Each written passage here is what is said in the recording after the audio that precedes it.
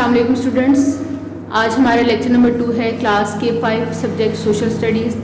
Chapter number 6 है हमारा minerals, power resources and industries. सबसे पहले हम इसकी रीडिंग स्टार्ट करेंगे। Pakistan is an agricultural country, however in recent years it has become more industrialised. An industrial country produces goods using its own power and natural resources. Any country that wants to develop industries must have power, water, raw materials, machines and workers. Pakistan students एक agricultural country है, एक ज़राई मुल्क है, लेकिन वक्त गुजरने के साथ साथ पाकिस्तान में डिफरेंट जो है वो इंडस्ट्रीज़ भी इस्टेब्लिश की गई हैं जो पाकिस्तान की तरक्की में अहम किरदार अदा कर रही हैं, जिनमें एक जो है उसके बाद जो आ जाती है वो मिनरल्स है। मिनरल्स में सबसे इम्पॉर्टेंट जो हमारे पास मिनरल है वो है आयरन और, जो मुख्तलिफ इंडस्ट्रीज़ में जो है वो इस्तेमाल हो रही है। पाकिस्तान में इसकी बहुत ज़्यादा डिपॉजिट्स मौजूद हैं। मिनरल्स के अंदर हमारे पास 2 टाइप्स हैं, metallic minerals and non metallic minerals. ये दोनों पाकिस्तान में पाई जाती हैं, लेकिन समटाइम्स मिनरल्स को हासिल करने के लिए हमें बहुत ज़्यादा हैवी मशीनरी और वर्कर्स की ज़रूरत होती है और ये अपनी प्योर फॉर्म में मौजूद नहीं होती। इसको ज़मीन से निकाला जाता है और उसके बाद उसको प्योरीफाई किया जाता है, साफ़ किया जाता है, देन ये हमारे यूज़ में आती है। उसके बाद आ जाता है रॉ मटेरियल। रॉ मटेरियल जो होता है ये अपनी नेचुरल स्टेट में होता है, इसको बनाने में इंसान का कोई हाथ नहीं होता और ये किसी भी फॉर्म में हो सकती है। हमारे पास प्लांट्स की फॉर्म में हो सकता है, मिनरल्स की फॉर्म में हो सकता है, वुड की फॉर्म में हो सकता है, किसी रॉक की टाइप की फॉर्म में हो सकता है, ठीक है। उसके बाद मैंने जैसे पहले आपको बताया कि मिनरल्स 2 टाइप की हैं, मेटालिक एंड नॉन मेटालिक। सबसे पहले अब हम देखते हैं कि मेटालिक कौन सी है। हमारे पास आयरन और है, कॉपर है, क्रोमाइट है, गोल्ड है और सिल्वर है। नॉन मेटालिक में हमारे पास सल्फर आ जाता है, रॉक सॉल्ट है, ब्राइट है, जिप्सम है, सोपस्टोन, फ्लोराइड वगैरह। अच्छा स्टूडेंट्स, पाकिस्तान के अंदर मिनरल्स को ढूंढने के लिए जो हुकूमत ने जो गवर्नमेंट ने एक इदारा बनाया था, वो बनाया था 1974 में। ये था पाकिस्तान मिनरल डेवलपमेंट कॉरपोरेशन। और उसके अलावा डिफरेंट किस्म के स्टोन्स भी पाकिस्तान में पाए जाते हैं जो बहुत ज़्यादा कीमती है, जिनकी कॉस्ट बहुत ज़्यादा है। इसको तलाश करने के लिए गवर्नमेंट ने 1979 में gem stone corporation of Pakistan limited बनाया था, जिनका काम था कि वो इन जेम्स को तलाश करें। पेज नंबर 49 देन आ जाएगा। स्टूडेंट्स, आप लोगों ने ये नेम्स है, ये कहाँ पाई जाती हैं और किस लिए यूज़ होते हैं, ये आप लोगों ने खुद घर में ध्यान से इसको पढ़ना है। इसके बाद आ जाएगा मेटालिक मिनरल्स। मेटालिक मिनरल्स में देखेंगे हमारे पास कौन सी मिनरल है जो बहुत ज़्यादा है। उसमें है क्रोमाइट, ये रेलवे ब्रिजेस बनाने के लिए, कैरेजेस बनाने के लिए और इंजीनियरिंग टूल्स बनाने के लिए काम आती है, ठीक है। इसके अलावा भी डिफरेंट मिनरल्स जो है वो पाई जाती है। उसके बाद आ जाएगी पावर रिसोर्सेज, यानी हम पावर रिसोर्सेज हमारे पास उसका सबसे बड़ा जो जरिया है वो इलेक्ट्रिसिटी है। पाकिस्तान में इलेक्ट्रिसिटी जो है बनाने के लिए ऑयल, गैस, वाटर और कोल यूज़ होता है। इसके अलावा माइनर सोर्सेज भी हमारे पास मौजूद हैं, इनमें है nuclear, LPG, biogas and solar energy. उसके बाद आ जाता है पेट्रोलियम। पेट्रोलियम जो है ये ज़ेरे ज़मीन पाया जाता है, ठीक है। इन 1961 the Oil and Gas Development Corporation was set up in Pakistan to explore, develop, produce, refine and sell oil and gas। यानी पेट्रोलियम जो है उसकी तलाश के लिए गवर्नमेंट ने 1971 में एक इदारा बनाया, oil and gas development corporation, जो इसको जिसका काम इसको तलाश करना, निकालना, साफ करना और इसको इस्तेमाल में लाने के काबिल बनाना था। पेट्रोलियम जो है पाकिस्तान में जो है 50% जो है वो इस्तेमाल होता है कार्स में, ट्रक्स में, बसेस में, एरोप्लेन्स वगैरह में, ठीक है। इसके अलावा ये डोमेस्टिक वे में भी हमारे काम आता है, एग्रीकल्चर पर्पस के लिए भी यूज़ होता है और इससे लुब्रिकेंट्स और कॉस्मेटिक्स भी बनते हैं। उसके बाद आता है ऑयल फील्ड, यानी ऑयल का जो है ये भी स्टूडेंट्स ज़ेरे ज़मीन पाया जाता है, ठीक है। इसमें से पाकिस्तान में जो ऑयल यूज़ होता है वो पाकिस्तान के मुख्तलिफ हिस्सों में पाया जाता है और ज़मीन से निकाला जाता है, जिसमें 60% ऑयल जो है वो हमें सिंध से मिलता है, ठीक है। इसके अलावा 1951 में जो फर्स्ट ऑयल फील्ड थी वो डिस्कवर हुई थी खौर के मकाम पर, ठीक है। और अभी भी इस इलाके में तेल की तलाश जो है वो जारी है। स्टूडेंट्स, तेल को जब ज़मीन से निकाला जाता है तो ये अपनी प्योर फॉर्म में मौजूद नहीं होता, इसको ऑयल रिफाइनरीज में ले जाया जाता है, जहाँ पर मशीनरी के ज़रिए जो है ऑयल को साफ़ किया जाता है, तब ये हमारे इस्तेमाल में आता है। पाकिस्तान में मुख्तलिफ ऑयल रिफाइनरीज हैं, जिसमें सबसे पुरानी जो है वो the Attock refinery at Morgah Rawalpindi is the oldest, ये सबसे पुरानी ऑयल रिफाइनरी है।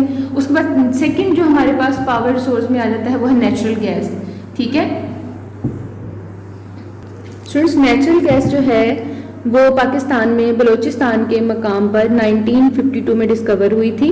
उसके बाद बहुत सी गैस फील्ड्स मज़ीद जो है वो हमारे सामने आई हैं। उसके बाद सुई गैस को जो है पाइप्स के ज़रिए मुल्क के मुख्तलिफ हिस्सों में पहुंचाया जाता है। एक बात बता दूं स्टूडेंट्स, नेचुरल गैस की अपनी कोई स्मेल नहीं होती, इसके अंदर एक बाकायदा एक स्मेल जो है वो उसको ऐड किया जाता है, ताकि अगर घरों में हम लोग गैस इस्तेमाल करें, कहीं से गैस की लीकेज हो तो हमें पता चल सके, क्योंकि अगर ये ऐसा ना हो तो हम बहुत से हादसा का शिकार भी जो है वो हो सकते हैं। उसके बाद नेक्स्ट हमारे पास आ जाता है इलेक्ट्रिसिटी। तो इलेक्ट्रिसिटी की बात अगर करें तो पाकिस्तान में जो इलेक्ट्रिसिटी प्रोड्यूस हो रही है वो हमारी ज़रूरत के मुताबिक जो है वो नहीं है, लेकिन फिर भी पाकिस्तान में 3 वेज के से जो है ना इलेक्ट्रिसिटी प्रोड्यूस होती है। इसमें है थर्मल, हाइडल एंड न्यूक्लियर।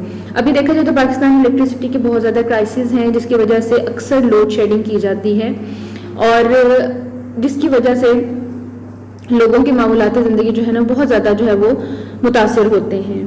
ठीक है, और स्पेशली गर्मियों में ज़्यादा इसका जो है वो इसकी कमी की वजह से लोगों को ज़्यादा मुश्किलात का सामना करना पड़ता है। और आपको पता है कि पाकिस्तान में समर सीज़न कितना सख्त होता है, जिसकी वजह से लोगों को बहुत ज़्यादा मुश्किलात पेश आती हैं।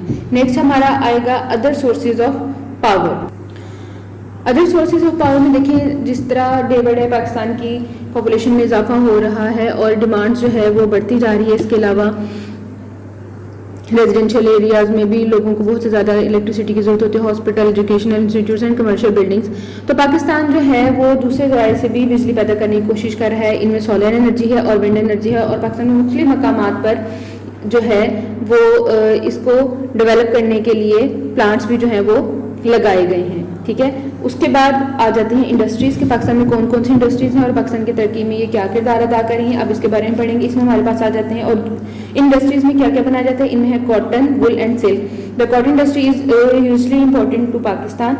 उसके अलावा है आर्ट सिल्क। आर्ट सिल्क में क्या होता है कि सिल्क के जरिए कपड़ा जो है वो बनाया जाता है, और इसको बनाने के लिए मुख्तलिफ जगहों के ऊपर जो है इसकी जो है वो खड़ियाँ जो है वो लगाई गई हैं ताकि ये कपड़ा बन सके। उसके बाद आ जाते हैं केमिकल्स की तरफ। तो केमिकल्स भी आपको पता है कि हम अपनी रोज़मर्रा ज़िंदगी में जितनी अशिया यूज़ करते हैं उसमें मोस्टली केमिकल्स ही यूज़ हो जाते हैं। मुख्तलिफ केमिकल्स मुख्तलिफ चीज़ें बनाने के काम आते हैं, जैसे sulphuric acid is used in the manufacture of soap, paper, textiles, fertiliser and iron and steel. Pakistan has the raw materials to make these, so its chemical industries have grown over the years। इसलिए पाकिस्तान जो है वो chemicals को भी जो है वो इस इंडस्ट्री को भी जो है वो ग्रो कर रहा है, इसको बढ़ा रहा है। ठीक है, a number of sulphuric acid plants are in Karachi, Daud Khel, Rawalpindi and Faisalabad. ठीक है, soda ash is produced at Karachi and kewra.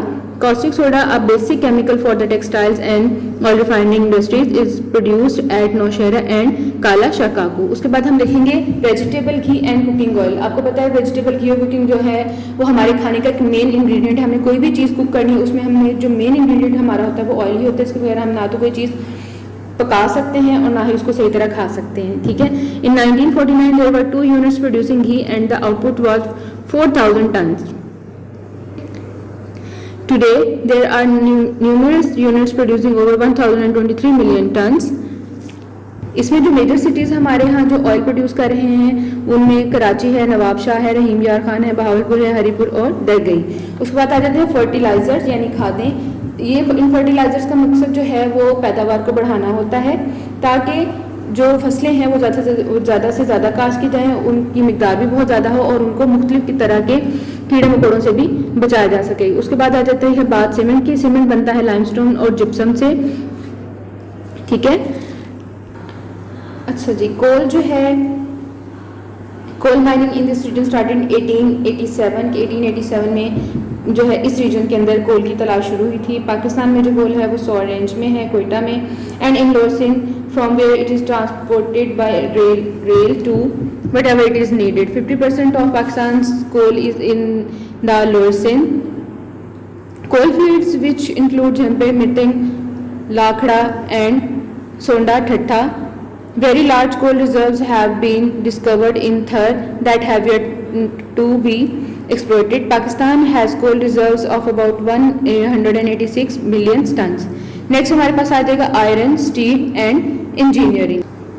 The first large iron and steel plant in Pakistan Steel was started in 1973 और ये बनाया गया था Bin Qasim port sea port in Karachi.